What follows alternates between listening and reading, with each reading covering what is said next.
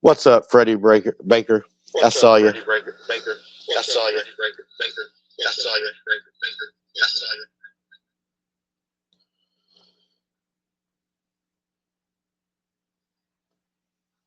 Shut up, computer. Stop back talking to me. Can everybody hear me okay tonight? Does it sound like I'm coming through pretty good?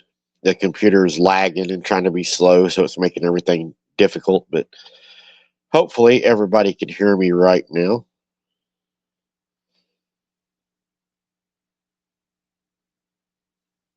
Just waiting to get a confirmation to see if y'all can hear me.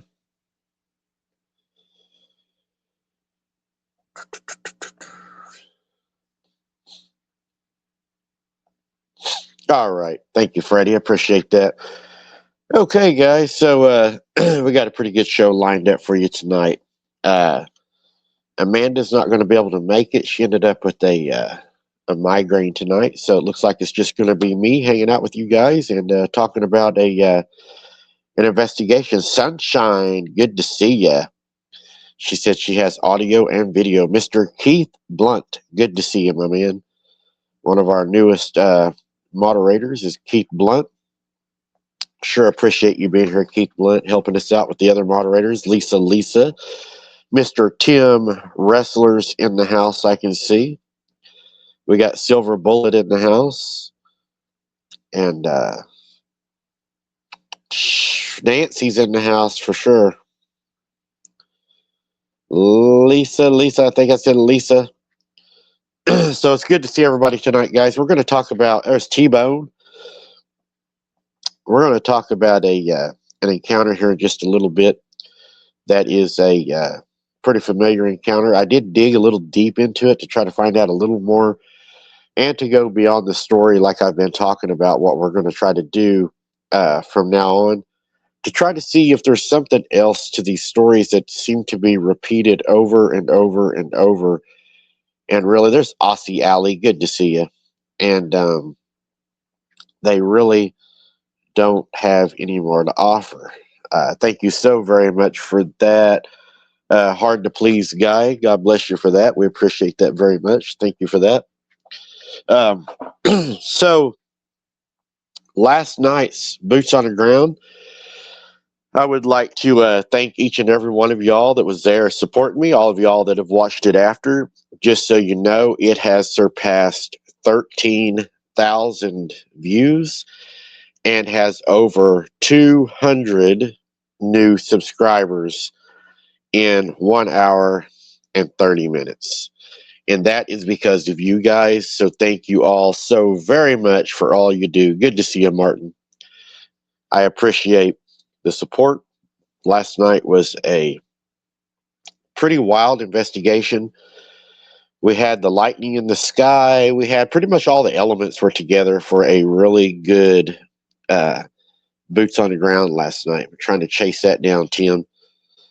My computer's so slow. Poor thing. I'm going to have to stop my chat.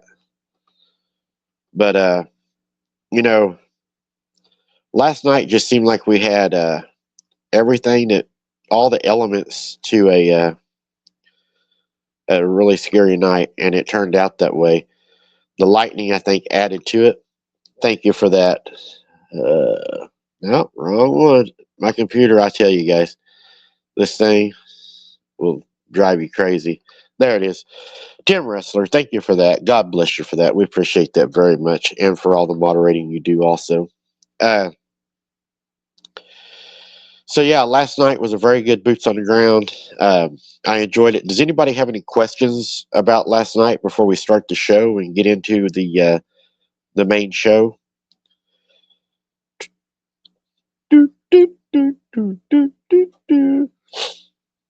Still fighting allergies, still fighting the cold.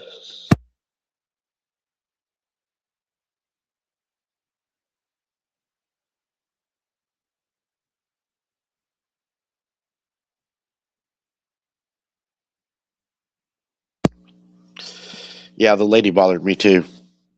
I have no idea what the child thing was. When I heard that, I was ready to go. Absolutely was ready to go. We haven't blown up any of the photographs of the children yet. I have had a ton of photographs sent in to me of stuff that everybody has been capturing. There's some pretty wild photos that was caught last night on the live. One of them appears to be some kind of a demon-looking creature dancing with horns on. That really bothered me. I think we're going to do a show to where we're going to show a lot of what's been found in my boots on the grounds to show you all what we are capturing out there. We're finding a lot of evidence. So that is, yeah, that voice was, that's whenever I started working my way out of there, Remy, is whenever that voice started hitting. Mr. Herbert Blevins, good to see you. Glad you was able to join us tonight.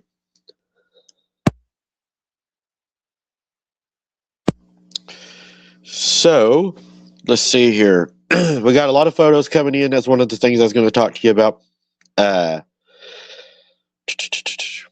If you, I've had a lot of people asking me, oh, no problem, Gary. No problem at all. You can always rewatch it. I'm tired tonight. My allergies have got me. My nose is itching. My eyes are watering. My eyes are burning. And of course, I'm not even stopped up all day until I go to do the show. And it's like whenever it decides to hit me, that's what's so annoying. But we'll get through it. So one way or another, we'll get through it.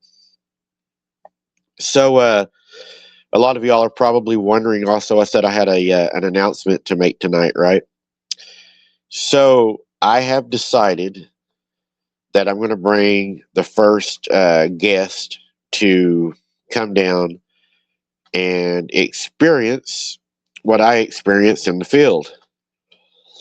A lot of y'all have asked me to go out into the field with me, and I appreciate that a whole lot. There's a lot of things we have to take into consideration whenever we do that.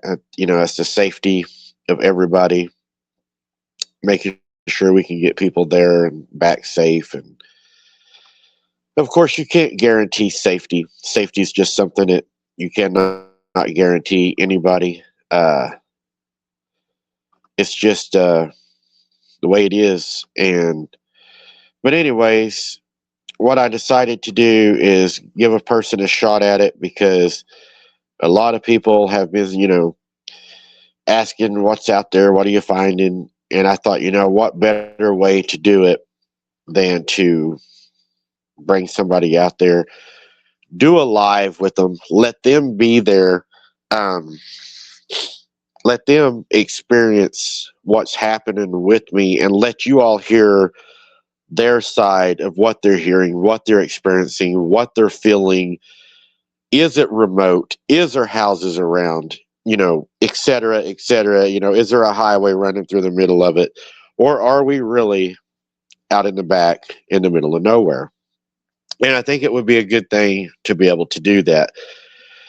So that's one of the things that I'm working on, trying to get done. So y'all are probably biting your fingernails, right? You're wondering who it's going to be. So the person that I've decided, not just based on because she asked me to, but based on other reasons that I believe that can benefit not only abnormal investigations, but also wide open adventures, is going to be Sky. Sky is going to be the one that is going to be the first guest on abnormal investigations and wide open adventures. Very good guess. Yeah, you guessed it. Who guessed it? Somebody. Let me see if my computer will back up. I don't know if it will. Who guessed it? Shirley guessed it. Good guess, Shirley. So, yep, that's right. So Sky will be coming out. We'll get a date figured out, and she's going to be coming down. She's going to go. We're going to do some boots on the ground. She's going to get the real feel for it. Probably what we're going to do that night, it is probably going to be a rather long live. Probably going to take her to a few of the hot spots. Hello, Mary. Good to see you. And let her experience the different hot spots, what's going on at these places, and hopefully we can get her an experience, and of course, she gets to hang out with me all night, right? I mean, that's got to be worth it. Um, but no, she's going to get a shot at that, and I think what we're going to do is after we do the boots on the ground and everything, y'all will get to see that live. What we're going to do, I think, the next night is we are going. Yeah, those kids' voices were very scary, Mary, very scary. The next night, I think what we're going to do is we are going to do some filming for Wide Open Adventures, and we're going to do, I think, a nighttime catfishing with the bonfire and cookout, do some catfishing on the lake, and work on that channel also. And if everything works out and she's interested after she gets some boots on the ground out there and everything, then she may actually go from just being a guest to being a partner that will help me with the shows. We'll have to see where that goes. Not making any promises on that, but she is going to be the one to come down and experience. You'd have to ask her for herself. I don't think she's in chat tonight. I think she probably fell asleep. Um, I think she had a long day today. So that's where we're at on the announcement. A lot of y'all have also asked me, what channels do you support right now, Mike? Because a bunch of people's asked me, what channels are you supporting? We want to support you. We don't want to not support you. We don't want to support somebody that does not support you. So the easiest way I know how to tell you all that, and it doesn't mean that's the only channels I support, but the channels I support is on my YouTube page under featured channels, and I've wrote on there channels that I support. Those are not necessarily the only channels I support, but they are the ones that I do support that's been on the show, that support me, and that are going to continue to support me and continue to be on the show. With that being said, does anybody have any questions tonight? Is there any questions tonight? And I'll pause before we jump into the investigation. Let me get me a drink of water while I watch for your questions.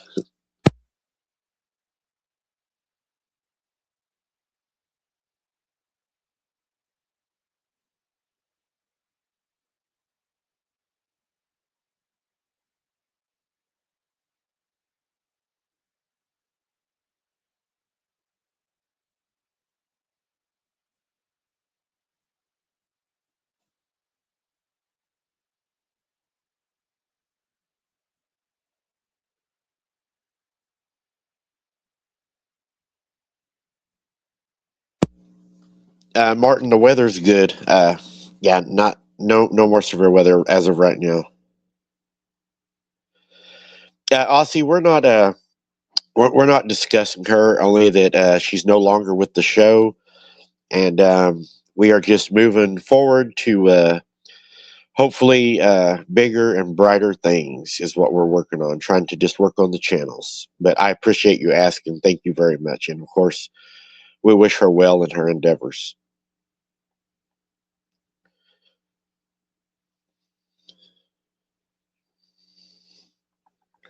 I saw something somebody said. It was, let me see. Yeah, it would be nice to have somebody there to watch my back, that's for sure. Happy early birthday to Gary Silverbullet says. Mr. Herbert, you have been missed. Can you tell? Everybody's missed you. I've even missed having Herbert in here. I wondered where he'd went. Herbert is a big part of the family. He's always been here, been a big supporter. We appreciate Herbert a whole lot. All right, guys. So let's go ahead. Excuse my allergies.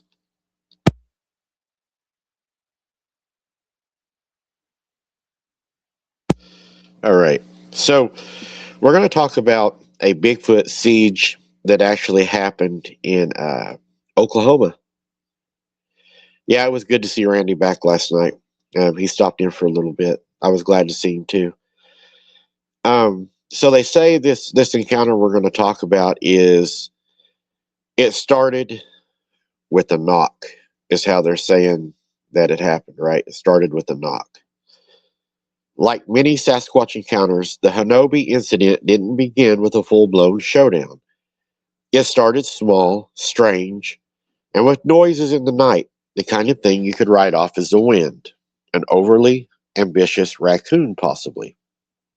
Have you noticed a lot of these are encounters?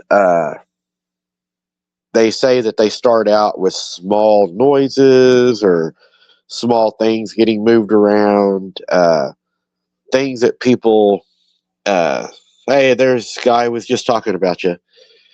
Things that people, try to dismiss as being something else outside, right? How many times have you been in the house at night, laying in bed, and you hear something outside, like a clang or something move or something runs into something, and you're like, probably the dog, or probably just the wind, and you just write it off, right? Because deep down, you really don't want it to be anything anyways. You're just like, if I don't pay attention to it, maybe it will just go away.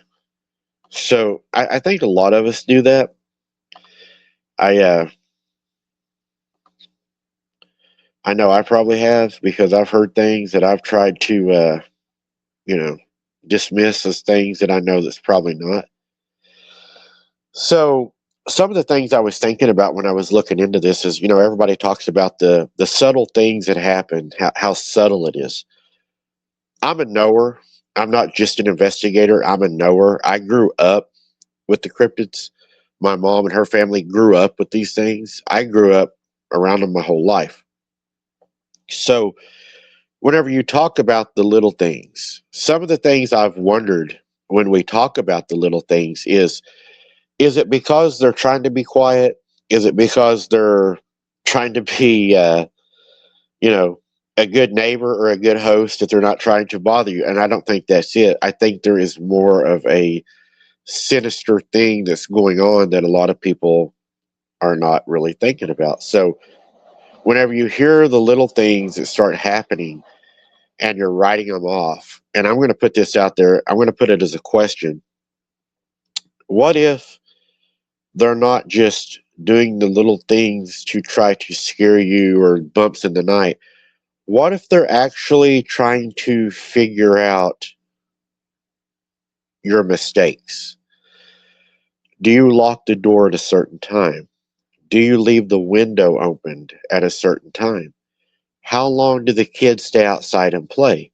Where do the kids play? Do they ever go outside of the yard into the tall grass? Do they ever, do you ever send them out to the building to check the chickens late at night? Are they trying to get your routines down, and it's more, nefarious what they're doing? And they're trying to learn your routines and maybe even mimic your sounds, your how you call your children. You know, they're trying to, well, they're doing what they have, in my opinion, they're doing what they come from, the lineage they come from, the watchers. They are watching. And, you know, there's the old saying, observe and report. And it makes you wonder, are they observing you? What are they observing? Why are they watching you? I mean, we know kids go missing all the time. That's no, I mean, I don't even think that's debatable anymore. I think that we all know that with the 411 investigations that are out there, with the unknown animal attacks, with everything that we know to be true. I mean, we know children are going missing, especially with what has dropped lately in the news. We know that evil is at work, and even one of those people, and we'll probably do a Patreon on that, but even one of those people in the drop said they had witnessed this individual shapeshift into a reptilian looking creature. So I believe the reason they're doing this is because, I agree, Herb, I have done that before many times, is I think that the reason they're doing this is because they're learning your routine. They're not doing little things outside of your home to where people's like, oh, that's so cute. They come up and they They take the apple or they try to communicate with me. What if they're actually just trying to learn your routine? Uh, but they said later on, then came the knocks, the heavy, deliberate pounding on the cabin walls, loud enough to even wake the family on the inside. So the family would peer out the window, flashlight shining through the windows, scanning the blackness, and they're looking everywhere. But all they ever saw were the trees and the shadows. Now, I know a lot of times down at my granny's when this stuff would happen, they were beating on the house, they were shaking the doors, whatever they were doing. They were outside doing their howls, their whistles, whatever they were doing. We would shine flashlights outside all the time. Did you ever see them? Hardly ever. The dogs would be barking at the bushes, and you would wonder, what is the dog barking at? You would never see what was in the bushes, but you would know that that dog was upset, that dog was afraid, that dog was aggressive, and you could tell by watching that dog that dog was not happy. And you always know your dog's bark, right? You know if your dog's barking at something or if he's really serious. Um,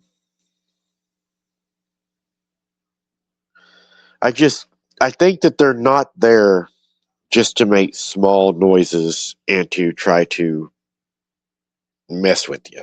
Uh, Whenever they probably find out that say you're living in the country and you're not making the mistakes that everybody else makes. Let's say sundown, 6:30. Say the sun sets at 6:30. You have what total darkness an hour after sunset, so 7:30. So say everybody's in the house and you're very cautious. Hello, Michelle McGuire. Good to see you. And you do lock your windows. You do lock your doors. You do close your blinds. You don't leave food outside. And you're this person that is very, very cautious, right? But then they start getting more aggressive. And that seems to be the pattern that they show. They go from little things to not accessing the house, taking a child or anything, to getting more and more aggressive. Uh, you know, Sometimes I wonder, is this an attempt by them to make noises outside of the home to try to get you to go outside of the home to investigate? And if you think about it, and it's kind of scary to think about, but if they can cause you to go outside to investigate, they're not only taking you outside, but they're pulling you away from your wife and children, which I'm sure they see you as their protector, as the alpha male. They're going to see you as the defender of your home. When they pull you outside, the kids, the wife are left at the mercy of whatever. Because how many times, whenever the dad goes outside to check on something, what does the mom usually do? She opens the door and she says, "Hey, is everything okay out there? Is everything all right out there?" He doesn't answer. She leaves the door open. She looks for him. She's dealing with the kids that are afraid. She's now preoccupied. The door is not secured, and the house is open to the predator. And we have to remember, these things are not your regular animal.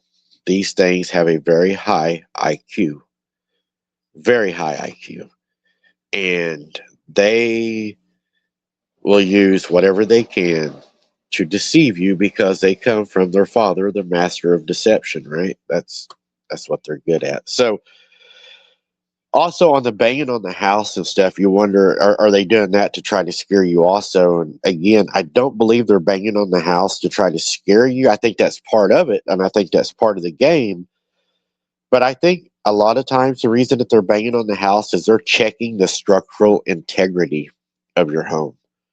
They're testing your windows. They're testing your doors. They're testing the side of your house.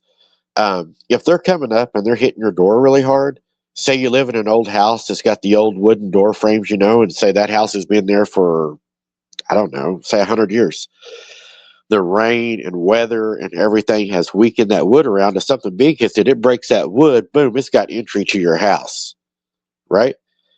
If you got old windows, a lot of houses still have the old windows that have the half moon lock. It spins at the top, right? That wood gets old. You most of the time have two Phillips screws that hold those on. So whenever that happens, what happens whenever that finally gives way, right, and it falls down? What happens then? It has access to your window. Now that doesn't mean that it's going to come right inside of your house. I don't believe, but I do believe that they know at that point that they have access to your home. Why would they want access to your home? Well, you go look at some of the other cases. Look at how many children go missing out of their beds at night. There was a case in Puerto Rico. Little girls laying in the bed. The parents hear something weird outside. They dismiss it. They continue having their drink. They go to bed. The next morning, they wake up. The window's open. The child is missing. There's lizard-like footprints outside, but they were like human-sized, bipedal. The child is carried off into the woods, and the child to this day has not been found. And I don't believe these creatures are just coming up to the house and then randomly finding a window that's not secured. I believe that they could possibly do that, but I think that whenever they do that, they have already been there. They have already cased your house. They have already stalked you. And they probably know a lot more about you than what you think. And that's the scary part. I do think, however, a part of them doing that is to invoke fear. I believe that they do that because they do enjoy scaring you. I believe that that is part of their game. And also, I believe they do that because, see how I can say this without getting in trouble. They like the taste of you better whenever you're afraid. It gives the meat that taste that they crave. That's all part, I believe, of the hunt for them. I think that's why a lot of people that have encounters out in the woods, it doesn't just happen and quit. The reason they're stalked, or Palmyra, Maine, that family that went through a siege in their house, the one that happened up in the mountains, I can't think of the name of it right offhand, but then the one we're talking about here in Oklahoma also, they don't just attack. That's exactly it, Herbert. That's exactly it. They do it because they're trying to build that taste. We all know what causes that taste. So that's just my theory of why they do it. I think they really enjoy that. Actually, Jennifer, they do, and that's what we're going to talk about here. Actually, you're going to find out that this family did fight back. There's been a lot of families that have fought back. Jennifer, my family fought back. We shot at them several times. I shot one. I witnessed it bleeding. Didn't stop them. The best you could ever hope for was to, if you got lucky, you got close, or maybe hit one or something like that. Then you could hope for a few days of peace. You might have 2 or 3 nights that it didn't come up, or if it did come up, it wasn't aggressive. It didn't make itself known, but it never stopped it completely. They would always return. That was always the thing, is it would always come back. A lot of people also that go through these, they believe that a lot of it is pranks. They think that it is a kid or a child in the neighborhood, or just doing a prank, and a lot of it is dismissed on pranks. But then this family started noticing footsteps outside, and not just regular footsteps at night. They started noticing heavy and deliberate footsteps crunching through the underbrush. Rocks the size of grapefruit started hitting the cabin's walls loud enough to make the windows rattle. And then that's when they noticed, when they looked out the window, they had glowing eyes. How many times have we heard about the glowing eyes? Now, I wrote these notes last night before last night's Boots on the Ground, so we might have to make a little bit of a change on these, but I've never experienced rock throwing to the extent that this family said that they were having the rocks thrown at their cabin, that the rocks were impacting their cabin so forcefully. Their windows were rattling, the walls were rattling. They thought the rock was going to come through. I never witnessed that. And I don't know if Mom and them ever witnessed anything like that either. But last night, while I was boots on the ground, that was the heaviest rock throwing I had ever encountered. Those rocks were landing in that water almost every, 10, 15 seconds. That's the first time I've ever witnessed that much rocks been thrown. Yes, Martin, there was a ton of rocks thrown last night, and I have never witnessed that. That is the first time I've ever witnessed that amount of rocks being thrown at me or around me. Now, we've had a few thrown or, something like that, but never the barrage of rocks that happened last night. Hello, Donna. Good to see you. Let me grab a drink real quick, guys.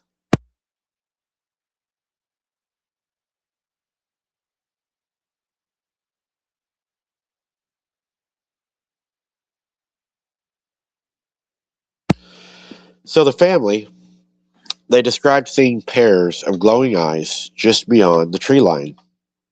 These eyes were, of course, they were watching them.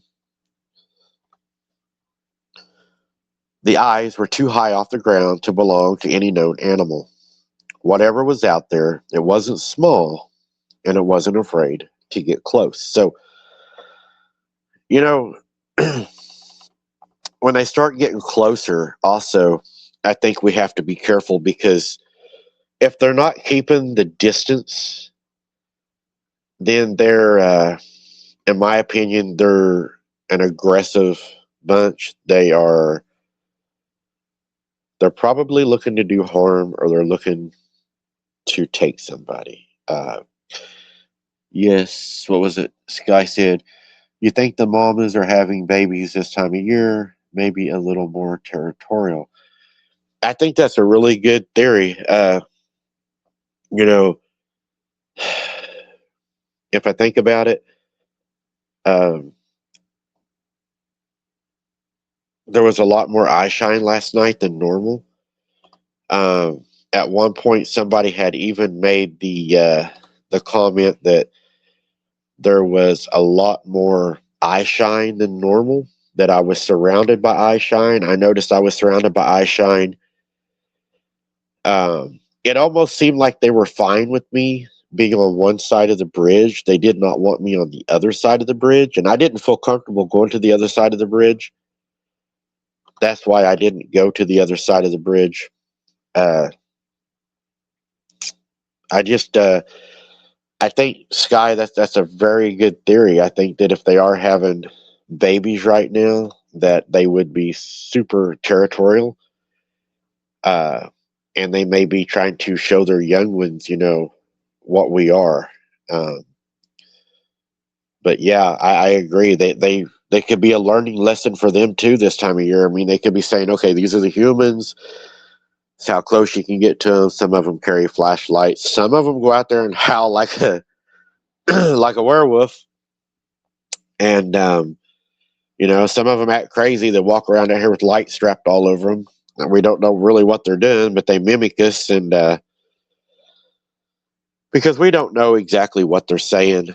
All we're doing is mimicking noises we hear. I mean, there's no telling what we're walking around saying that they're saying. So maybe that's why we hear the laugh sometimes, because we're walking around. Maybe a youngster yells at his mom and it says, "Hey, mom, I pooped on myself," and then we're walking around out in the field yelling, these whoops, and really all we're doing is walking around with a bunch of lights on us yelling, "I pooped on myself," So if you don't know what they're saying, it's kind of like you see, one of those birds in the bush. You just walk around and you're like, caw, caw, caw, caw, You don't know what you're saying, so you don't know what you're inviting. Uh,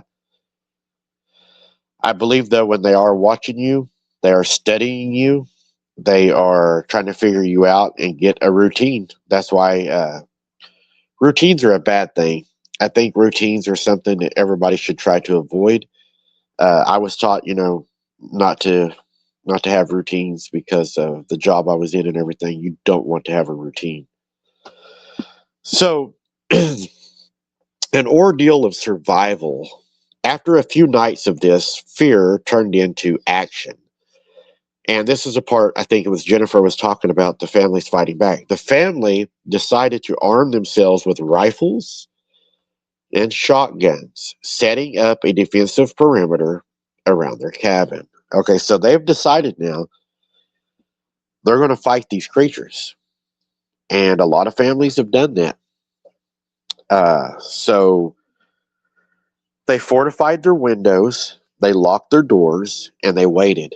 But the creatures outside seemed to know what they were doing. There is that high intelligence that I talk about.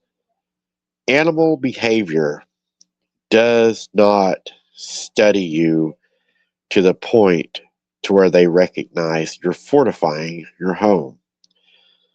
You can set traps for any animal and you put the right bait out, they'll come up to the house. These things, they know better. So they fortified their windows, locked their doors, and waited, but the creatures outside seemed to know what they were doing.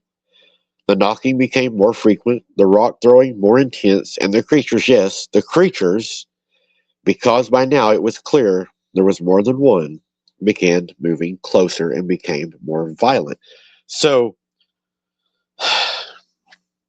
it seems it seems almost like they don't like to be told no. In a lot of these cases that we look at, you've had farmers that's had them stealing their feed, going into their barn. So what's the farmer do?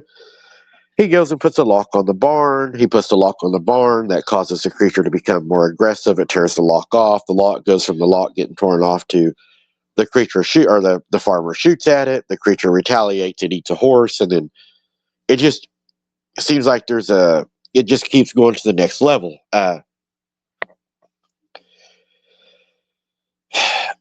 They said there was more than one. We did see that at my granny's house. We would hear more than one at night whistling, walking around the house. They would beat on different parts of the house at different times.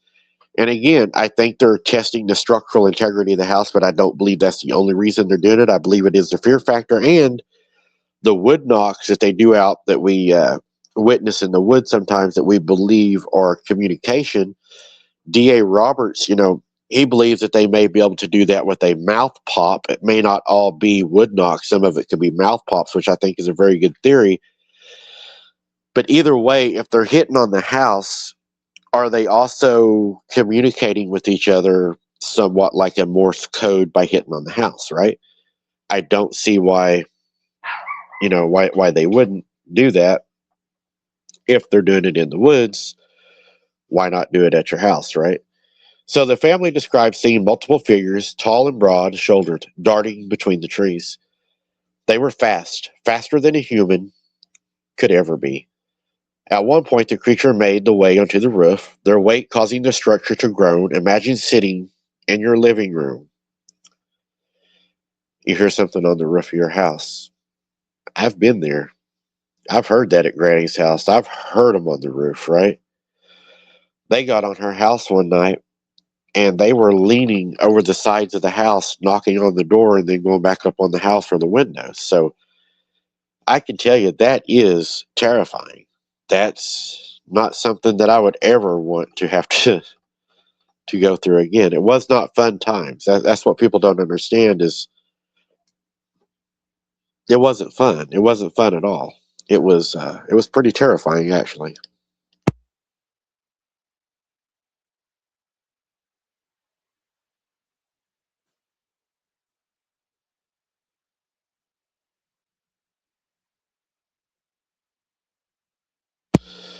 But it wasn't just a cabin that came under attack. The family found their fences torn down, tools moved or thrown into the woods.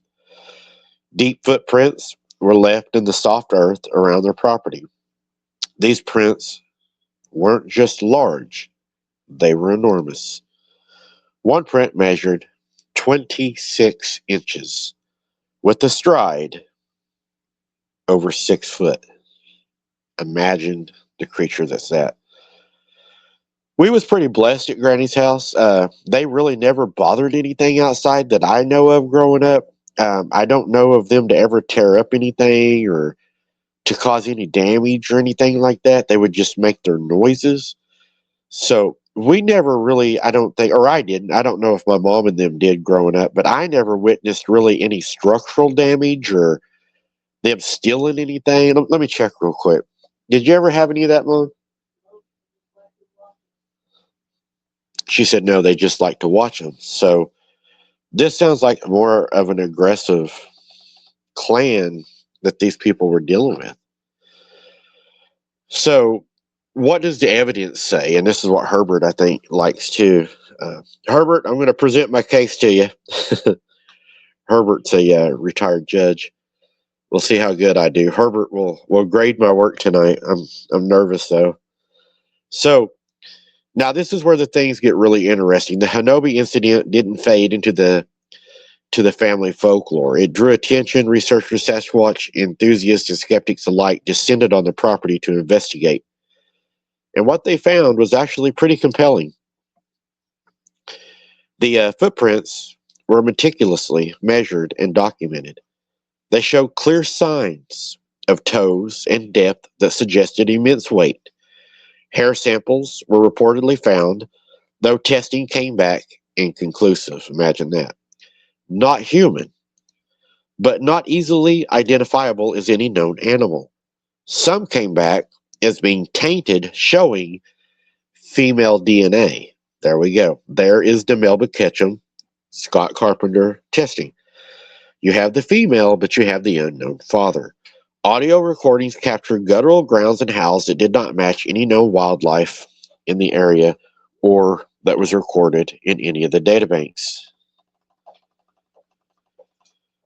And then there were the eyewitness accounts, not just from the family, but from the neighbors and hunters in the surrounding area.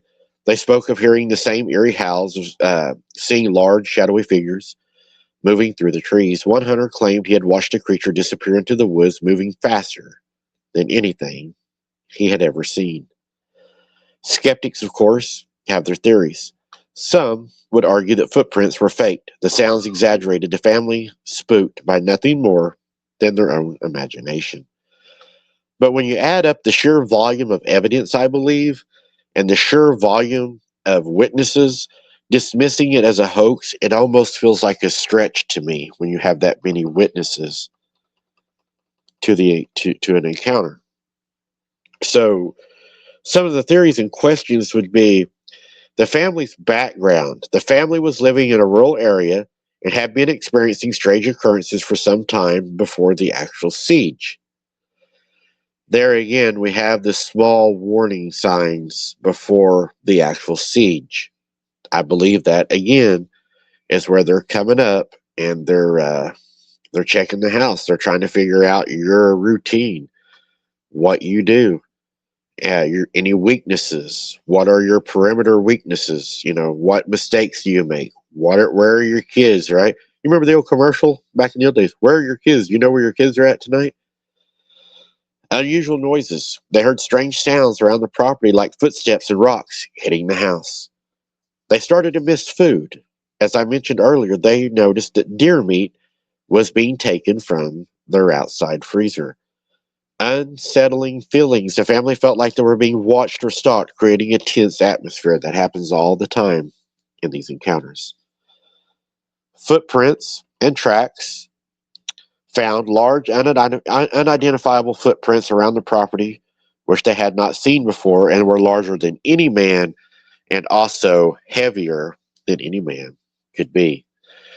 And this is what I also find pretty interesting. And we've been finding this on our Boots on the Ground. Actually, we found this our last Boots on the Ground I spoke with the moderators a little bit about this, and I blamed it on the possible static electricity in the air, which was the orange balls we saw floating in the woods. We know there was a lot of electricity in the woods that night.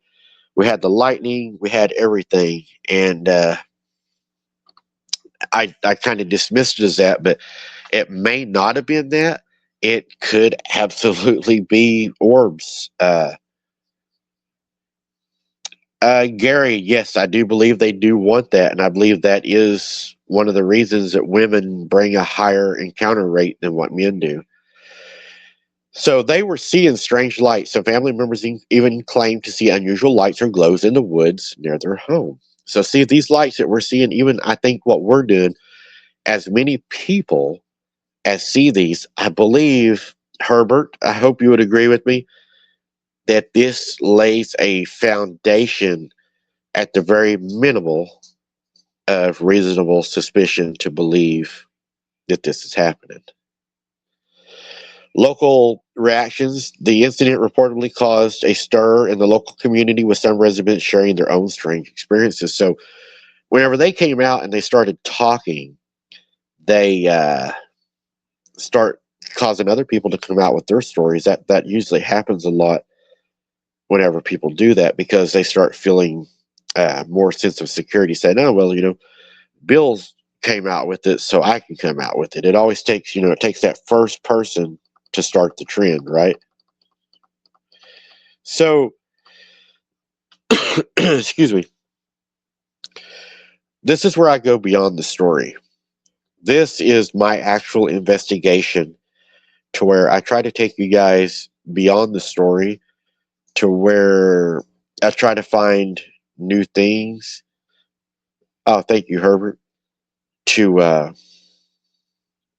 build on the story, to build on the case, to go further, because a lot of these stories that you look at online, guys, and you go watch them, it doesn't matter who you watch it from. It's the same story told by the different person. It might have different music, different lights, different background, different voice, but it's the same thing, right? So I'm going to try to take you all a little bit beyond right now what y'all have heard about this case. So the situation, it escalated when the animals tried to get into the home. At one point, the father, he went outside and confronted the animal. This is what is not told in the stories. He got a good look at one, and he took a shot at it and claimed that it was Bigfoot running back into the woods. He also believed that he struck it in the head. So another example of the respect, to me, you got this creature that's trying to break into your home, right? And he says, I seen it. I fired at it. I believe I hit it in the head. It retreated to the woods. So to me, that's an example that these creatures respect and fear modern weapons. This, I believe, is the debate with all of the other research and known things that we know about these things. If they are not these, as some people want to really push, these disembodied demonic Nephilim demons, right? Demons do not fear modern weapons. Demons have no reason to fear modern weapons. Demons have no reason to flee from us unless we invoke the name Jesus Christ upon them. So these animals are exhibiting a physical flesh and blood being of high intelligence that respects human weapons, modern weapons. Um, it was coming onto the porch. It was messing with the windows. It was wiggling the doorknobs as if it wanted to get into the home, and even stealing deer meat out of the freezer that was kept outside in an open building. Again, guys, I believe that goes and makes a great foundation for an argument that these are not just demons, that these are flesh and blood entities. And again, if they're demons, they have no need to steal your meat. They're eating just like we are. They're eating because they need the energy. They're eating, right? So, moving on. Uh, Don Kahootie thinks I'm nuts. I guess, is that what you mean, Don? You think I'm nuts? Well, if you think I'm nuts, then you must think a lot of investigators are nuts, because what I'm going over is actually a documented case. It's 1855 and has been documented throughout history. So unless you can write the book better, I don't know. Thank you, Martin.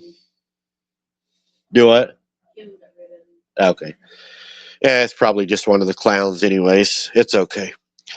So the situation escalated, and animals tried to get into the home. At one point, the father went outside, and we know that he shot at it, and they respected the modern firearms. Also, we know that they're stealing food. We know that creatures do not have a need for food or the fear of a weapon if you're a demon. Now, do I believe they come from the demons? Yeah, I believe they absolutely carry the lineage and the DNA. I'm not going to get into all that. Maybe we can have Scott back, or Travis back on sometime, and we can go deeper into that. I think that is what we need to do, because there's a lot more information there to be had. Thank you very much for that, Sky. I'm just making a few people a little bit nervous. Whenever you put the truth out there, people get nervous. The family could hear chattering and screaming, and stated it sounded like a man screaming, but it was a little off. Now, how many times have we said on our investigations, and I believe that's why a lot of people confuse prowlers with actual cryptid encounters. How many times have we been boots on the ground to where we hear things and we say, and I've done it too, guys. I've said it. You've heard me on the live say it. I'll say, man, that's somebody. But then you hear it and you listen to it and you're like, that's not somebody. And a perfect example of that is the night that Kaylee went on the boots on the ground with me. Whenever we heard that thing yell back at her and laugh, the first thing I thought was, oh my God, that's not it's not a human. That wasn't a monster. That was a monster. It sounded really weird. But Kaylee was like, that was somebody. And she related that to somebody because that's what she felt it was. Now, whenever we went and got in the vehicle and I pushed a little bit harder and tried to get her to whistle again, and she was looking out the window where she had her really bad encounters where she saw it actually running, and she said it appeared not to have a head. And then we were both very, we both agreed at that point that it was not a human. We knew at that time we was dealing with something that was, I even hate saying cryptid, because I don't believe these things are cryptid. I believe that they are supernatural, and that might be what I do here is start calling them supernatural. So the family could hear the chattering, and chattering is also something that we hear a lot. It's that chatter, right? The samurai chatter that so many people talk about. We had just so many times we've heard that chatter. We can't understand it. We can't hear it, but you can tell that it sounds like, a bunch of old men having a conversation.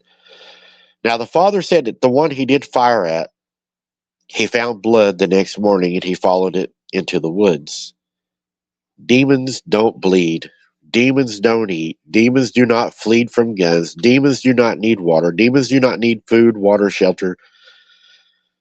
These things have a lineage that connects them to the demons, but they are flesh and blood. Now, Scott Carpenter, and I wish this is where I could have Sky on here. Sky had I'm not sure the extent of the relationship, but she knew him personally and they had conversations. And Scott Carpenter, he without a doubt knew that these Bigfoot, these Sasquatch, hairy men, whatever you want to call them, that they were in fact Nephilim, or as I say sometimes, Eliod, descendants of the Nephilim, that's what these creatures were. Herbert will know exactly where I'm going to come from with this. Herbert knows that whenever I was an investigator, the main thing that they push on us in CLEAT, which is the Council of Law Enforcement Education and Training, is what you have to be able to work in the capacity that I did. they teach you that we are taught to look at tangible evidence, right? Tangible evidence is what we look for. And there is so much tangible evidence in a lot of these cases. Um, for instance, DNA, right? We have to, in my opinion, we have to agree with the DNA findings, because if we don't, then I think we're being very, very hypocritical, and we're being blinded from the truth, but really not even blinded from the truth. We're almost just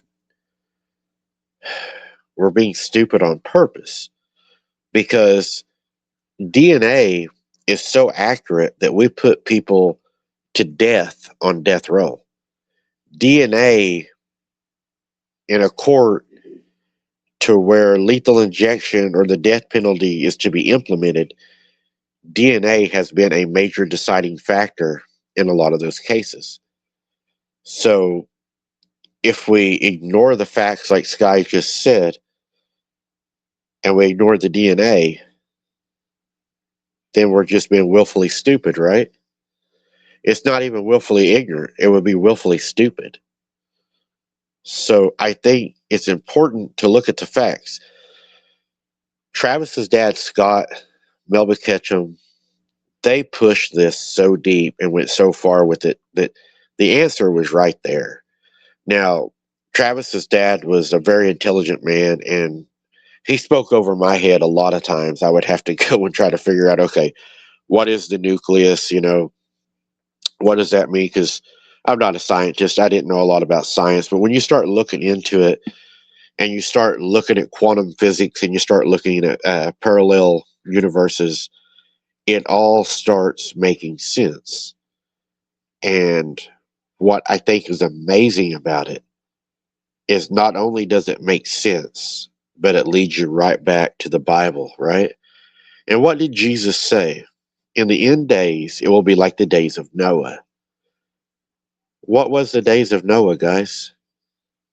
Monsters were coming from the sky, coming out of the earth. There was Nephilim, there was bestiality, there was inbreeding, there was the corruption of the blood, there was the fight for the seed. They were trying to stop the birth of Christ. They were trying to, they were doing all of this to try to stop it. And you look at the fallen angels in the sky, and a lot of people argue that the planets, Mercury, Venus, Earth, Mars, Jupiter, Saturn, all those, that these are celestial bodies that housed the watchers. That was their bodies. And why do they say that those are bodies? Because science has said in order to be a body, you must have a metabolism. Those planets are proven to have a metabolism. So if those have metabolisms and those are celestial bodies, and these fallen left those bodies to come to Earth, well, then they would have had a body to enter to come here, right?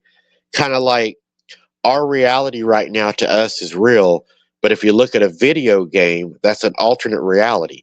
They placed themselves into that game. So how do they place themselves into that game, into our reality when you come from the other side of the veil? When you come from the supernatural side of the veil, how did they place themselves in our reality? To me, it's simple.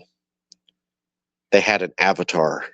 They had to have an avatar. They had to have a body to come into to be able to do it.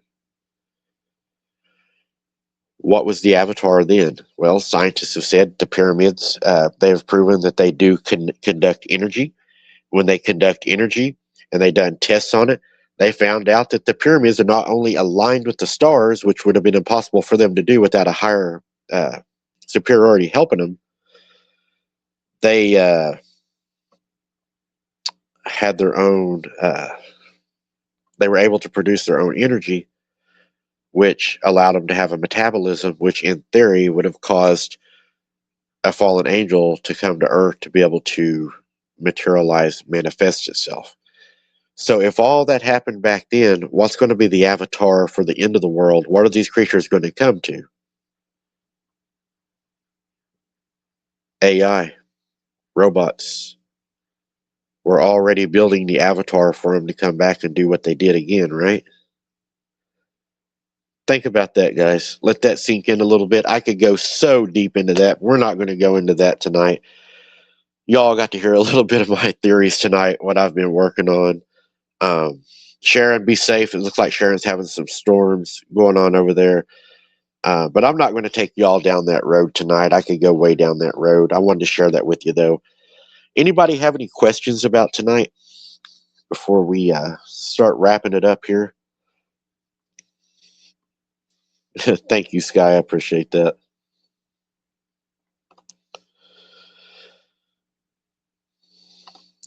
I'll try to take any questions I can get, or try to answer any questions that y'all may have, too.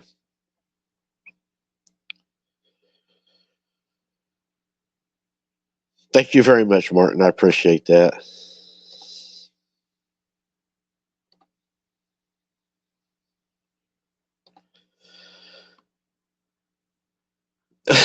Sky, you're going to have to come on the show to ask your questions, because I know you have probably a lot of questions. But do you have a question for me, Sky? I will do my best to answer that for you. If you need an answer to one that's not going to allow you to sleep, I will do the best I can to answer that for you tonight.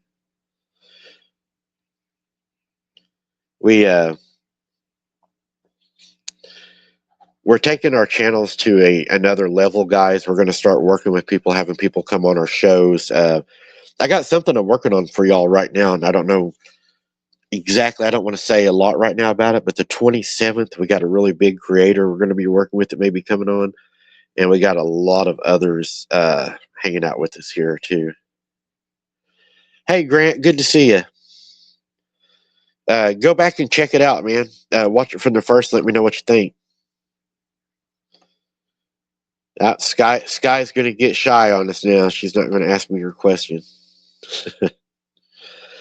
But yeah, we're gonna go a lot of different ways, guys. We got more equipment coming in. We're going to be testing in the field. I've got some theories I want to try out.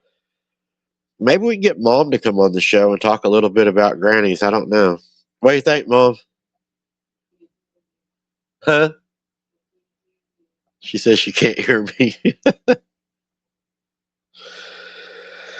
So I hope y'all enjoyed that tonight, guys. I'm working on a lot bigger investigation we're going to be doing Wednesday. Sky will be joining us on that one. Hopefully Amanda will be better.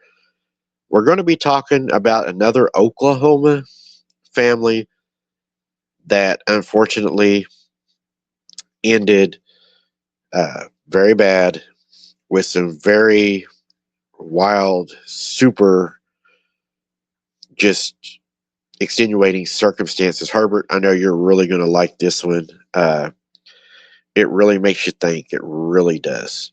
Really, really does. And it's been one that I've heard a lot of times, and I found a lot of information on it I haven't even heard people talk about. So we're going to go.